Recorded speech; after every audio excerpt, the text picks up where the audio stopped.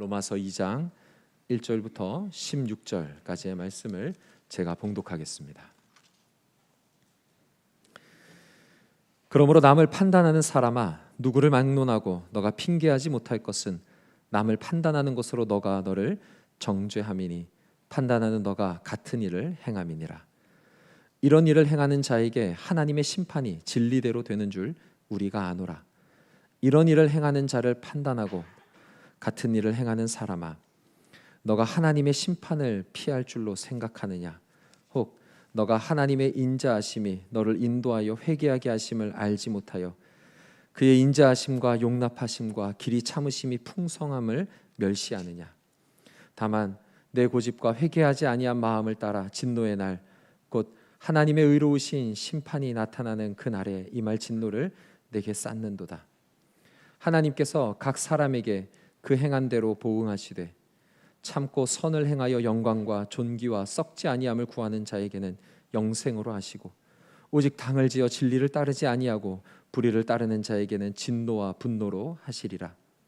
악을 행하는 각 사람의 영에는 환난과 곤고가 있으리니 먼저는 유대인에게요 그리고 헬라인에게며 선을 행하는 각 사람에게는 영광과 존귀와 평강이 있으리니 먼저는 유대인에게요 그리고 헬라인에게라. 이는 하나님께서 외모로 사람을 취하지 아니하심이라. 무릇 율법 없이 범죄한 자는 또한 율법 없이 망하고 무릇 율법이 있고 범죄한 자는 율법으로 말미암아 심판을 받으리라.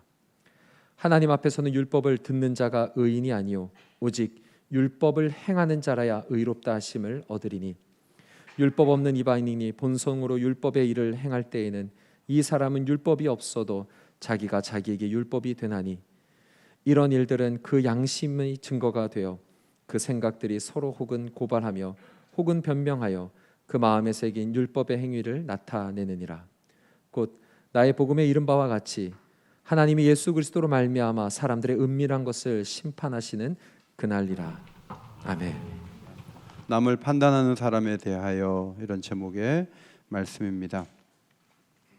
그냥 자기 주장을 펼치기보다는 가상의 인물의 주장을 펼쳐놓고 그것을 조목조목 반박하는 형태로 이야기를 하면 설득력이 있습니다. 헬라의 문학 양식 가운데 디아트리베라는 양식이 있는데 이것은 가상의 인물의 주장을 하나하나 조목조목 반박하는 형식으로 논쟁을 하는 그런 문학적 형식입니다. 성경에 이런 디아트리베라는 형식을 빌어서까지 성경의 얘기를 해야 되나 이런 생각을 할 수도 있어요. 고린도후서 10장 5절에 하나님 아는 것을 대적하여 높아진 것을 다 무너뜨리고 모든 생각을 사로잡아 그리스도에게 복종하게 하는 게 뭐냐면 복음이에요. 복음은 생각을 사로잡아 그리스도께 복종하게 하는 이론이에요. 능력이에요. 사람들마다 하나님을 안 믿는 이유도 있고요. 자기 나름대로 살아가는 방식도 있고 자기가 옳다는 근거도 있어요. 무조건 잘못됐다고 말하면 안 돼요.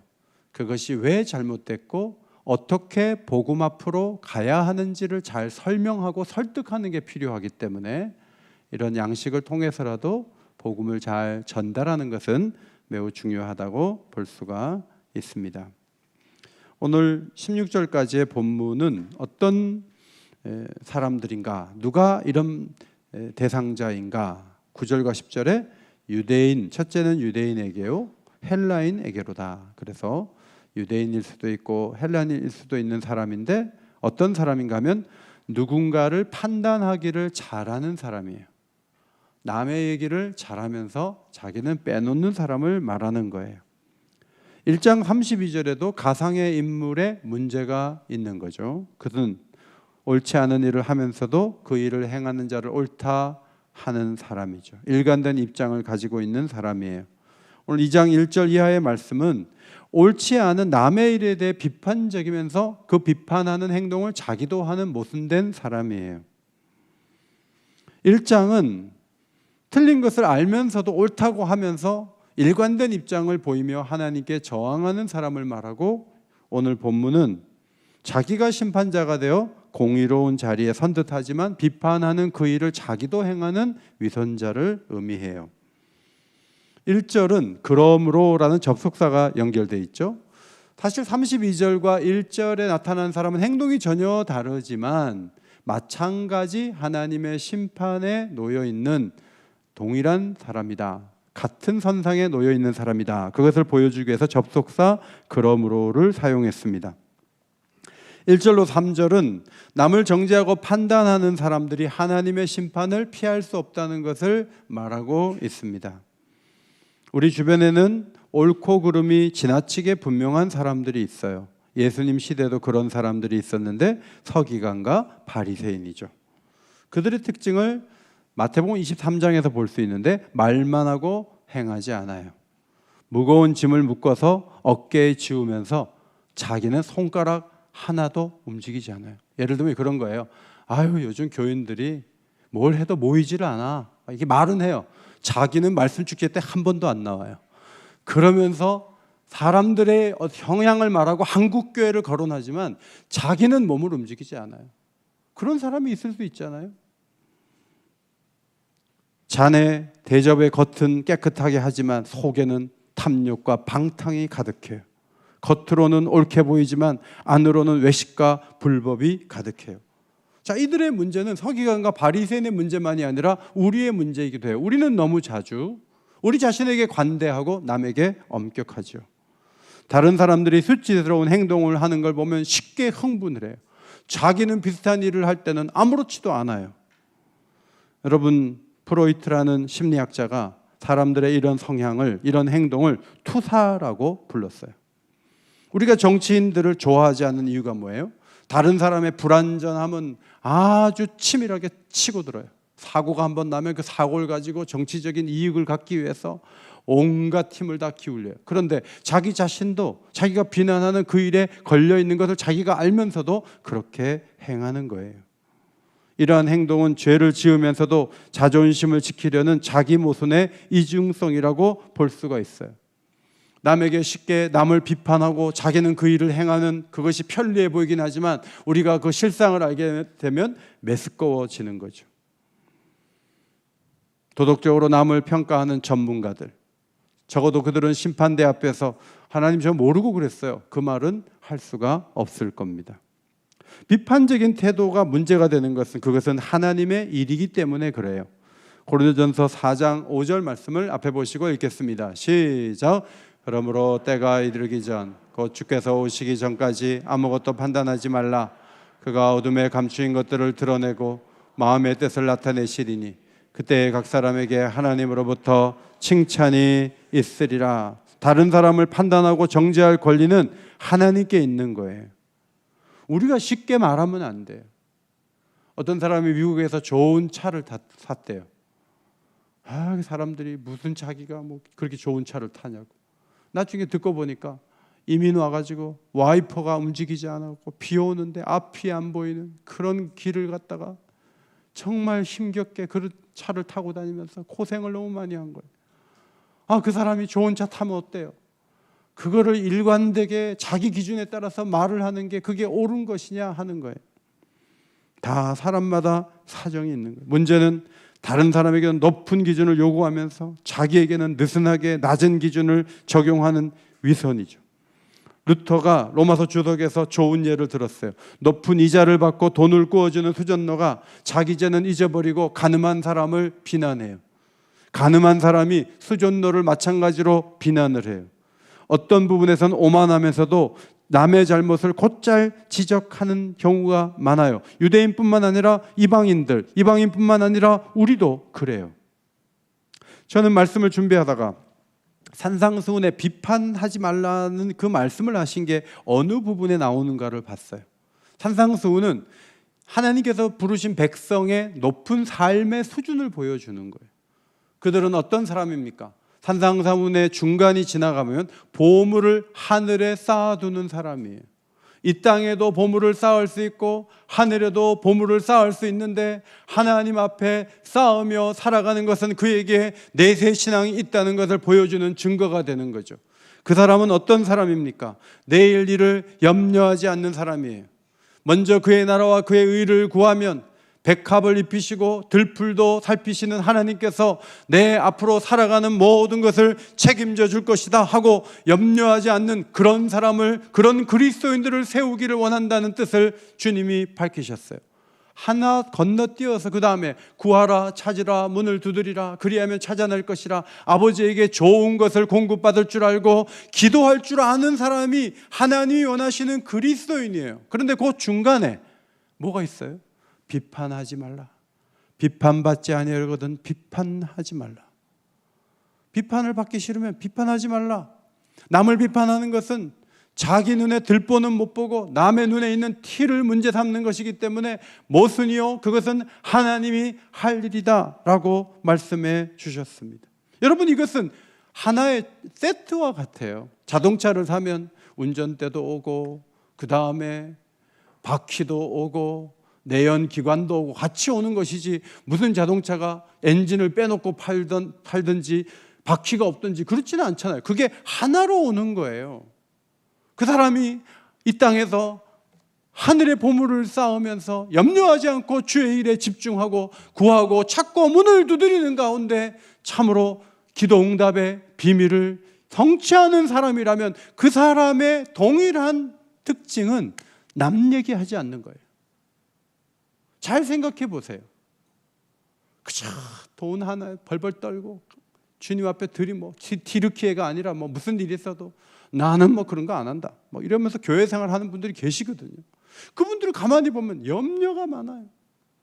그분들이 기도 자리에 나오냐? 기도 안 합니다.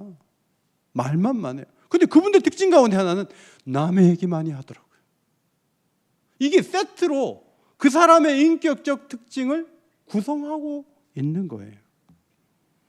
예수님이 남을 판단하는 것을 얼마나 무겁게 여기셨는지, 그것이 얼마나 그리스도인답지 않은 행동인지를 지적해 주신 말씀이에요. 악인이 누구예요? 오늘 본문에서 볼 때는 자기 장점은 말을 많이 해. 나는 뭐도 하고 뭐도 하고 뭐도 했어. 그 다음에 남의 잘못에 막 집중하는 거예요. 그걸 묵상하고 그걸 얘기로 옮겨 다니고, 이게 전부 악인의 태도예요. 의인은 누구예요? 자기 잘못을 보는 사람이에요. 저는 한국교회 얘기 많이 하고 문제가 많다. 내가 그분한테 그랬어요. 아니, 당신은 자신의 연약한 얘기는 한마디도 안 하시네요. 늘 남이 잘못한 거네요. 여러분, 의인은 남의 장점을 보는 사람이에요. 우리는 누구입니까? 우리는 어떤 사람입니까? 두 번째로 하나님의 심판은 의롭다는 것이죠. 하나님의 성품 가운데 인자하심과 용납하심과 길이 참으심이 있어요. 요나가 주께서는 은혜로우시고 자비로우시고 노하기를 더디하시고 인애가 크셔서 재앙을 내리지 않는 줄을 하는 그런 하나님인 줄 내가 알았어요. 이 말은 우리가 살펴본 것처럼 하나님을 멸시하는 얘기를 한 거예요. 그런데 남을 판단하는 사람도 이런 생각을 갖고 있어요. 아유, 내가 그렇게 남의 얘기를 많이 했는데 치아가 하나도 안 흔들려. 피부도 좋아. 난 병원도 안 다녀. 남의 얘기 많이 해도 아무렇지도 않던데? 그게 큰 잘못이야? 이렇게 생각하는 사람들이 있다는 거예요.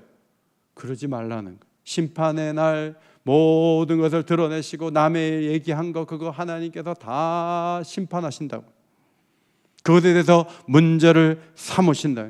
내 고집과 회개하지 않는 마음을 버려놓고 남의 얘기하지 말라는 거예요. 6절에 하나님께서 각 사람에게 그 행한 대로 보응하신다 그랬어요.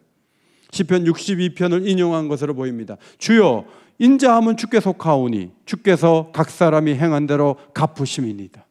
아니, 인자하시니까, 사랑이 많으니까 그냥 무조건 봐주겠지, 우리는 그렇게 보지만 인자하신 그분이 심판대 앞에서 우리가 말한 것을 다 셈하시겠다라고 말씀하고 있어요. 에스겔 선지자도 그들의 행위대로 그들에게 갚으리라고 했고, 예수님도 그때 각 사람이 행한 대로 갚으리라. 하나님의 심판에 대해 명확하게 분명하게 가르치셨어요. 심판날 정확하게 보응하실 것이고 그것이 정의의 기초가 되는 거예요. 1장에서는 믿으면 된다고 말을 해요. 믿음으로 믿음에 이르게 하고 하나님의 의를 덧입혀 주심으로 문제 삼지 않는다는 것이 복음이라고 말한 다음에 2장에 와가지고 행위대로 갚는다, 심판한다 그러면 1장과 2장이 충돌하지 않느냐 이렇게 말할 수도 있어요. 그러나 하나님이 의롭게 하시는 것은 믿음으로 가능한 것이지만 심판은 행위에 따라 이루어지는 것이고 이 두 가지는 충돌하지 않는다는 것을 기억해야 돼요.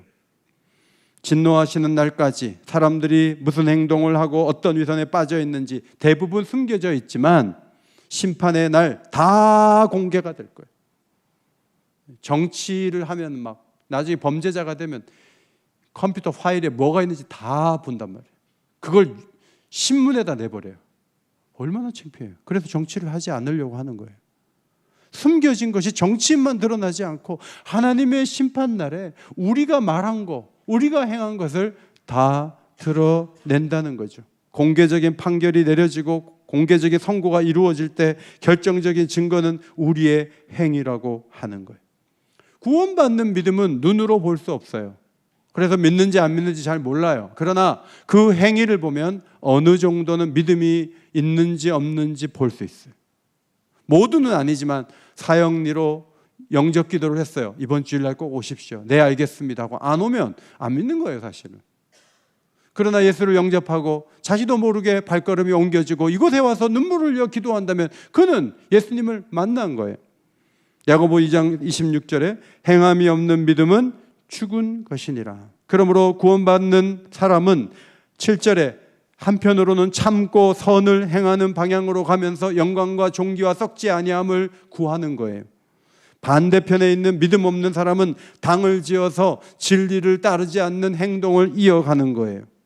믿음을 갖고 선을 행하는 자, 남의 말 하지 않는 자는 어떤 하나님의 축복을 받습니까? 10절, 영광과 존귀와 평강을 누리게 된다고 약속하셨어요.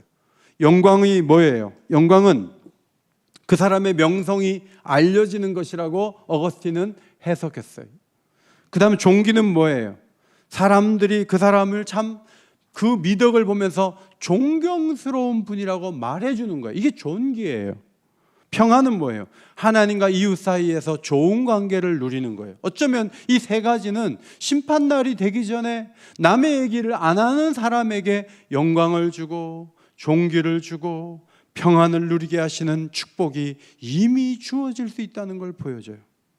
반대로 가는 사람, 진리를 따르지 않고 남의 말을 많이 하는 사람은 환난과 공고를 당하게 된다. 하나님이 이 땅에서 힘들게 마음이 눌려서 살게 만들어준다. 그런 말씀이죠. 하나님은 선을 행하는 자에게 상을 주시고 악을 행하는 자를 보응하실 때 유대인과 헬라인을 동등하게 대우하세요. 11절, 이는 하나님께서 외모로 사람을 취하지 아니하심이라. 교회 직분자니까 봐줄까요? 예수를 오래 믿었는데 남의 말 많이 하면은 괜찮을까요? 아니에요. 예수 오래 믿고 남의 말 많이 하면 환난과 공고를 당해요. 그거는 하나님이 살아계시기 때문에 오는 진리예요. 어려워도 남의 말을 가능하면 안 하고 덕을 지켜주고 사람들 앞에서 덕스럽게 앞으로 걸어가 봐요. 하나님은 영광과 존귀와 평안을 누리게 해주세요. 저는 우리 성도들이 이 세 가지 축복을 이 땅에서 받아 누리는 주의 백성들이 되시기를 주의 이름으로 축원합니다. 12절 이하의 말씀은 하나님의 심판은 공평하다는 거예요. 볼펜을 꺼내서 주보에 보면 12절, 15절 세상을 창조하신 하나님 앞에서 빈칸에 뭐가 들어가야 돼요? 예외이거나 특권층은 존재하지 않는다. 이방인들은 율법을 받은 적이 없어요. 유대인들은 율법을 받았어요. 이방인은 몰라서 그랬어요. 그게 죄가 성립됩니까? 유대인들은 율법을 받은 것만 해도 귀한 거 아니에요? 뭘 문제 삼아요? 이렇게 나올 수 없다는 것이죠. 율법 없이 범죄한 자는 마음의 도덕적 기준이 새겨졌는데 그걸 어겼기 때문에 심판을 받고, 율법을 갖고 있는데 법을 지키지 않았으면 그는 또 심판의 대상이 돼요. 저는 시속 30km까지 낮추는 이 표지판이 생긴 이후로 청운초등학교 앞을 지나서 집에 가는데 이 시간이 너무 많이 걸리고 차가 너무 많이 밀려요. 자, 30km까지 가야 돼요. 카메라가 보고 있어요. 에이 모르겠다 하고 한 70km로 달렸어요. 며칠 뒤에 과태료 내라고 날라와요. 자, 이런 대상자가 누구예요? 유대인이에요.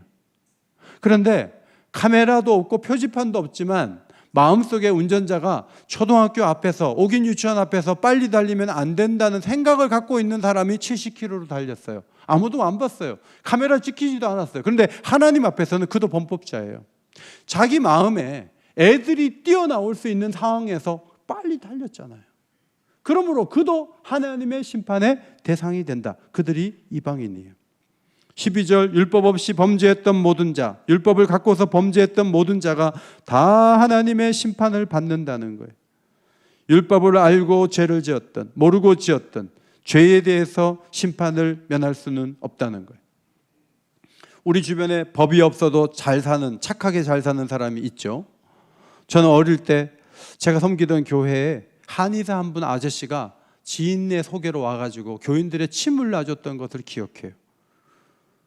매우 헌신적이었어요. 보통 무료로 침을 놔주면은 한약 조제를 자꾸 권해요. 근데 그 신씨 아저씨, 그 한의사는요, 사람들에게 약을 지라고 하지 않아요.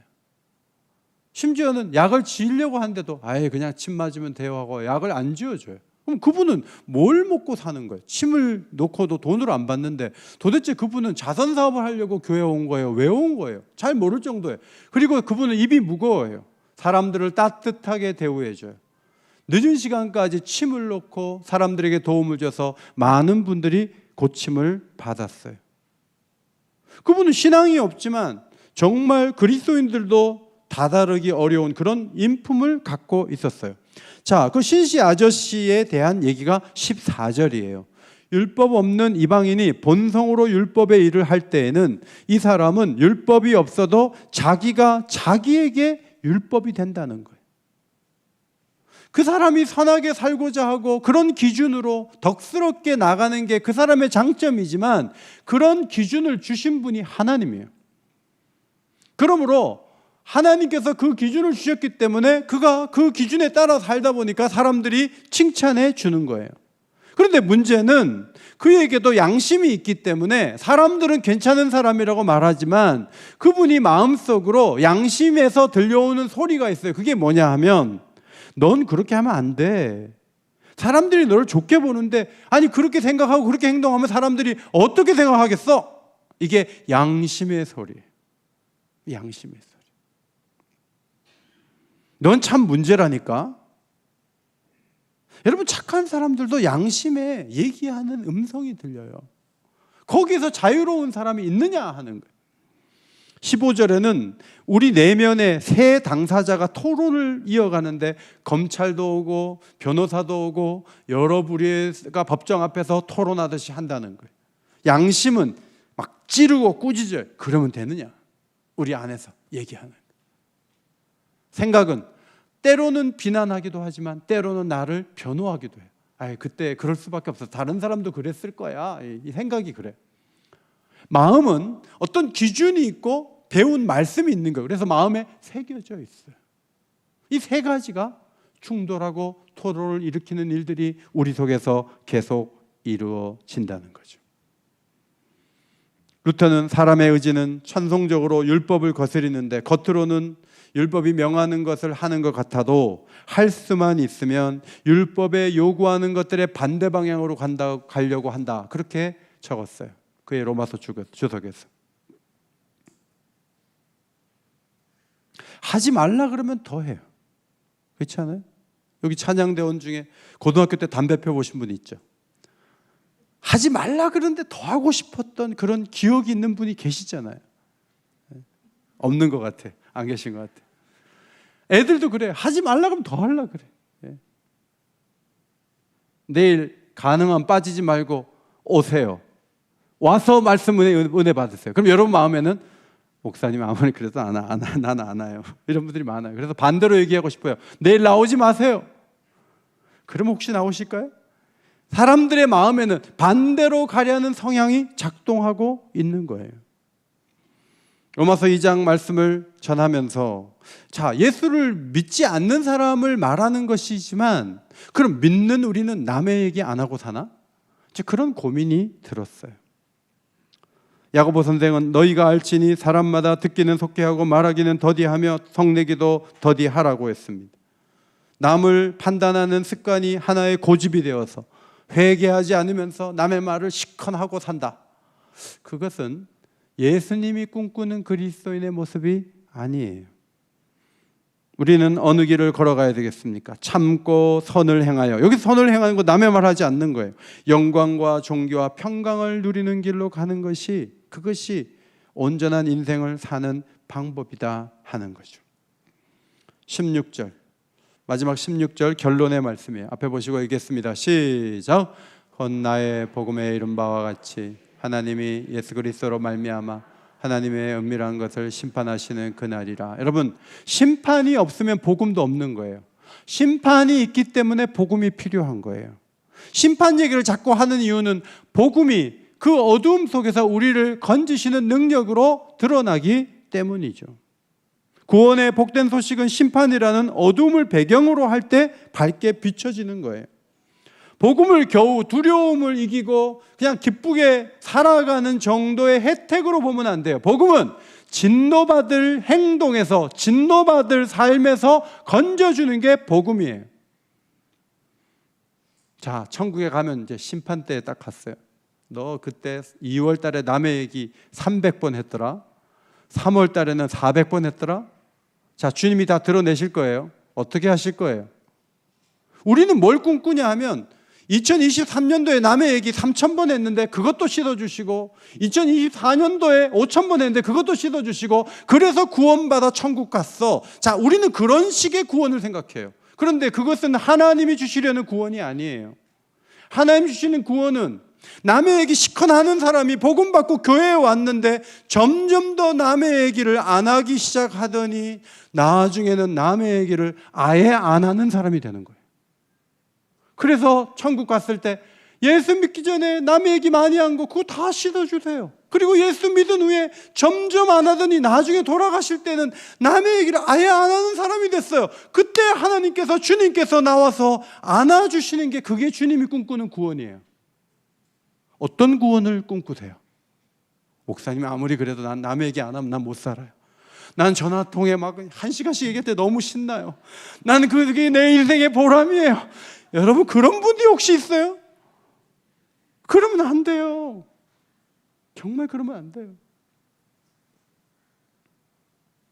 제가 며칠 전에 결혼 기념일이었어요. 제가 편지를 석 장을 제 아내에게 써줬어요. 제가 나중에 제 아내에게 존경한다 그랬어요. 그 존경한 이유 중에 하나는 제 아내가 며느리를 셋 봤는데 한 번도 며느리들에 대해서 이렇고 저렇고 얘기 안 해요. 제가 보기에는 앞으로도 안 할 것 같아요. 그게 쉬우냐고요. 그래서 제가 당신 며느리 이렇고 저렇게 얘기 안 하네 한 번 그랬더니 제 아내가 그래요. 헤어지지 않고 살아주기만 해도 고마운데 무슨 말을 하겠습니까? 아니, 기준을 확 낮춰버렸어요. 정말 훌륭한 사람은 남의 말 안 하는 사람이에요. 제가 오늘 교회에 오면서 상명대를 지나는데 갑자기 그 생각이 드는 거예요. 저는 30여 년 전에 이 교회 부교육자로 왔어요. 어떤 분이 두 분을 그렇게 욕을 하더라고요. 나도 들었어요. 그래서 욕을 하고 다니는 걸 그 두 분이 듣고 있고 자기도 알아요. 그분이 자기 욕하는 거. 근데 그 두 분이 계속 사랑으로 대하더라고요. 지금까지. 그 두 분이 마음에 생각이 났어요. 제가 잘 몰라서 그렇지 우리 교회는요, 막 남의 말하고 돌아다니는 사람을 싫어하는 교인들이 너무 많아요. 그런 사람이 나하고는 안 맞아 이렇게 생각하는 교인이 참 많아요. 그래서 우리 교회에서는 남의 말을 많이 하면 막 드러나요. 소문나요. 조심해야 돼. 우리 교회는 그런 사람들이 적기 때문에. 예수님은 우리가 어떤 사람이 되기를 원하실까요? 우리가 복음대로 온전한 구원을 따라가는 사람이 되기를 원하시겠죠. 매튜 엘리의 기도를 봅시다. 형제를 쉽게 비판한 것을 고백하는 기도를 한번 읽어봅시다. 앞에 보시고 자 읽겠습니다. 시작. 우리는 늘 우리의 형제를 판단하고 그들을 아무런 가치가 없는 사람인 양 여겼습니다. 우리 모두가 그리스도의 심판대 앞에 서게 될 것을 잊었습니다. 정말 기억하세요. 심판이 있어요. 남의 말하는 거 줄이지 않으면 부끄럽게 다 보는 날이 올 거예요. 제가 만약 여러분이 옆에 있는데 주님이 너는 목회하면서 남의 말을 그렇게 많이 했니? 하는데 여러분이 그걸 본다고 생각해 보세요. 그럼 제가 어떻게 남의 말을 하겠어요? 쉽게 성을 냈습니다. 다른 사람들이 죄에 빠졌을 때 기뻐했고 그들이 당한 재앙을 즐거워했습니다. 그게 우리예요. 너무 가볍고 너무 나서기를 좋아하는 후배가 저보다 먼저 담임 목사로 간다고, 동대문에 있는 어느 교회 간다고 연락이 왔어요. 저는 그 소식을 듣고 마음이 무거웠어요. 나는 옥인교회에서 10여 년 이렇게 일하는데 내 앞길은 어떻게 될지도 모르는데 저 후배는 잘난 척하고 선배들 앞에서 막 자기가 다 정리하고 그랬는데 어떻게 저 사람이 담임 목사로 먼저 가지? 그래서 그 후배가 담임 목사 가는데 축하해 줘야 되는데 축하할 마음이 하나도 없었어요. 그런데 한 3년 지나니까 그 친구가 기질이 그러니까 그 교회에서 쫓겨났다 그러더라고요. 마음이 좀 시원한 게 내가 죄인인 거예요. 내가 죄인이. 내가 그럴 줄 알았다 이러면서. 그 다음 보세요. 형제를 높여줄 방도를 찾을 수 있었지만 그들이 가진 재능과 지위를 질투했습니다. 우리가 형제를 해롭게 하거나 속일 때 언제나 우리의 잘못을 고쳐야 함을 일러주소서. 마지막에 읽겠습니다. 시작. 우리가 교만하여 형제를 무시하거나 우리의 발걸음이 거짓된 길로 나아갈 때 우리를 겸손과 진리와 참된 섬김의 길로 이끄소서. 여러분, 사랑은 허다한 허물을 덮는다고 했어요. 지금까지도 그렇게 살려고 노력하신 여러분들이 저는 자랑스러워요. 우리의 판단을 주님께 맡기고 더 좋은 마음으로 평강을 누리는 공동체를 이루시기를 예수의 이름으로 축원합니다. 하나님 고맙습니다. 남의 말을 하는 것은 얼마나 쉽고 우리의 마음에 흐뭇함을 주던지요. 그러나 그것이 불신자의 악한 잘못이고 심판대 앞에 서야 될 일이라는 것을 가르쳐 주셨습니다. 남편과 아내가 불화하는 것을 애들이 보고 또 교회가 서로 당을 짓고 싸우는 것을 불신자가 본다면 어떻게 하나님께 영광을 돌리겠습니까? 오 하나님, 사랑을 부으셔서 작은 허물을 크게 만들지 않게 하시고 품고 사랑하는 가운데 더 좋은 사회를 만들 수 있는 주님의 자녀들이 다 되게 하여 주옵소서. 영광과 존귀와 평화를 누리는 좋은 길을 걸어가도록 우리들을 인도하여 주옵소서. 예수님 귀하신 이름으로 기도하옵나이다. 아멘.